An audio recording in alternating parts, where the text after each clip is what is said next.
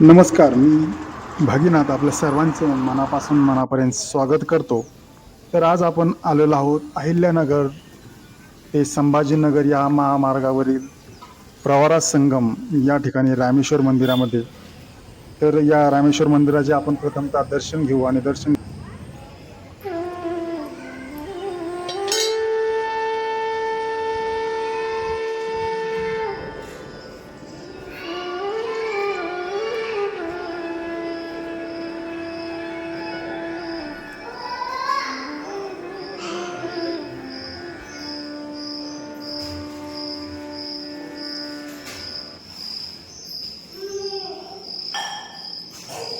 आत्ताच आपण महादेवाचं मंदिराचं दर्शन घेतलेलं आहे आणि या महादेवाच्या मंदिराच्या आसपास खूप मोठ्या प्रमाणावर दशक्रियाविधी केले जातात.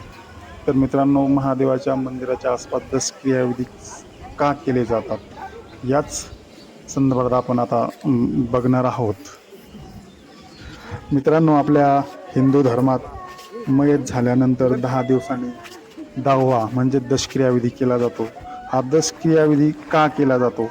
तर मित्रांनो, माझ्या माहितीनुसार ज्यावेळेस एखादा व्यक्ती मयत होतो तर 10 दिवस त्याचा आत्मा हा पृथ्वी तलावावर भटकत असतो आणि 10व्या दिवशी तोच आत्मा कावळ्याच्या रूपात येऊन आपण केलेल्या नैवेद्याला स्पर्श करतो आणि तो झालेला स्पर्श म्हणजे आपण त्याला कावळा शिवला असं म्हणतो. आणि याच धार्मिक स्थळी जास्त प्रमाणात विधी केले जातात, कारण या ठिकाणी खूप मोठ्या प्रमाणावर काकस्पर्श होतो, म्हणजेच कावळा शिवला जातो, जेणेकरून जो मयत व्यक्ती आहे त्याच्या आत्म्यास शांती मिळते.